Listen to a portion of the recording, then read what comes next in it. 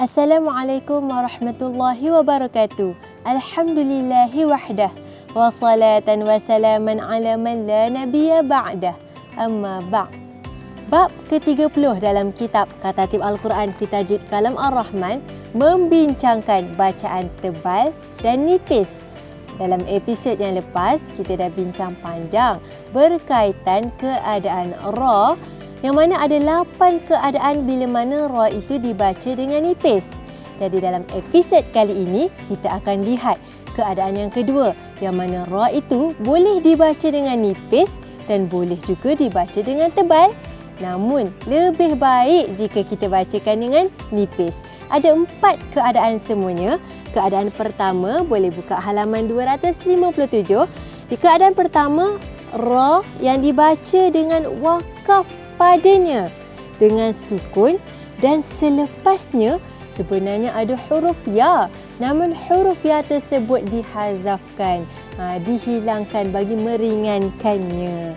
Jadi hanya ada 2 kalimah sahaja dalam Al-Quran, iaitu kalimah wa nudhur dan juga kalimah yasr.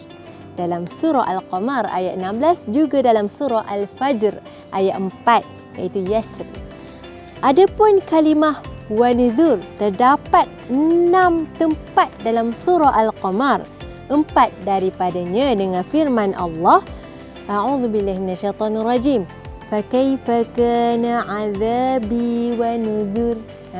Wa nudhur kita boleh baca dengan tebal maupun nipis, namun lebih baik untuk kita baca dengan keadaan nipis. Jadi, bagi yang membaca 2 kalimah ini dengan nipis, sebenarnya dia merujuk kepada ya yang dihazafkan, ya yang dihilangkan kerana meringankannya. Juga dibaca dengan nipis merujuk kepada barisnya yang berbaris bawah, yang mana jika kita baca dalam keadaan wasal, kita sambungkan bacaan, kita akan bacakan ra ini dengan ra yang nipis. Bagi yang membacanya dengan tebal, wa nudhur, tebal, tidak salah, tiada salah. Dibaca dengan tebal, maka dia itu tidak merujuk kepada hukum asal, juga tidak merujuk kepada hukum ketika mana wasal, ketika mana dibaca dengan sambung. Jadi 2 kalimah ini boleh dibaca dengan tebal maupun nipis, namun lebih baik untuk kita bacakan dengan nipis. Keadaan kedua adalah apabila ra dibaca wakaf padanya dengan sukun, dan selepasnya ada huruf ya juga dihazafkan kerana binaan kalimah. Hanya ada pada kalimah asri. Sama ada terdapat huruf fa atau terdapat huruf an, ataupun terdapat kalimah an. Kita boleh lihat contoh pada halaman 257. Fa'asri bi ahlika biqita'in minal lail, dalam surah Hud ayat 81, surah Hijr ayat 65, juga surah Ad-Dukhan ayat yang ke-23. Manakala an asri dibaca hanya 2 tempat sahaja, iaitu dalam surah Taha ayat 77 dan surah Asy-Syu'ara ayat yang ke-52. Kalimah ini adalah kata perintah yang terbina dengan membuang huruf ainlah, iaitu ya. Jadi bagi yang membaca dengan nipis kalimah ini adalah kerana dia melihat pada asal kalimah, yang mana sebenarnya ada huruf ya selepasnya, namun dihazafkan pada binaan kalimah. Juga dia melihat pada keadaan wasal. Jika bersambung, jika kita baca bukan dengan wakaf, kita baca dengan sambung, kita akan baca dengan nipis kerana ra tersebut berbaris bawah. Namun bagi yang membaca dengan tebal, tidak salah. Dibaca dengan tebal kerana tidak dikaitkan dengan asal perkataan ini, yakni ada huruf ya, atau tidak dikaitkan juga dengan keadaan ra ini bila mana dibaca dengan wasal, sambung. Jadi boleh baca tebal ataupun nipis, namun lebih baik jika dibaca dengan nipis.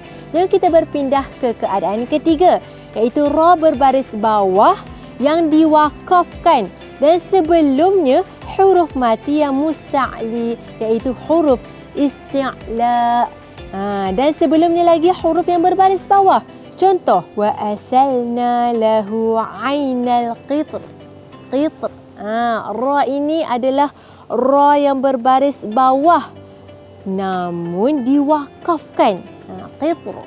Dia baris bawah namun diwakafkan. Maka kita sukunkan bacaannya. Sebelumnya mati, sukun dan huruf isti'la, huruf ta.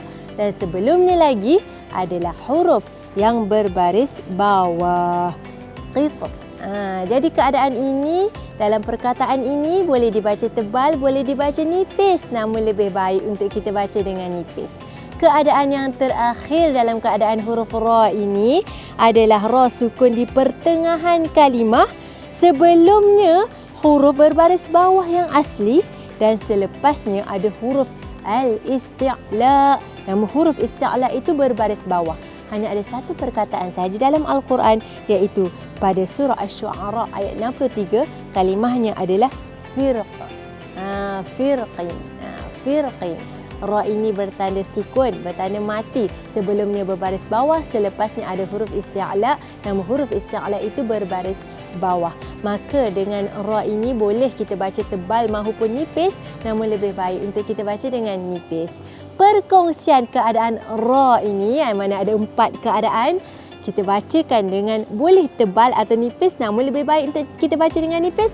Saya kongsikan daripada bab ke-30 dalam kitab Katatib Al-Quran fi Tajwid Kalam Ar-Rahman. Panduan lengkap ilmu tajwid. Bagi anda yang berhajat untuk mendapatkan kitab istimewa ini, anda boleh dapatkan di www.nashrulquran.com atau hubungi admin Akademi Nashrul Quran di 016 718 2825. Jangan lupa like, komen, share, subscribe YouTube channel Katatib Al-Quran. Follow juga semua sosial media Katatib Al-Quran.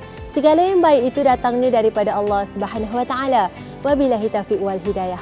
Wassalamualaikum warahmatullahi wabarakatuh.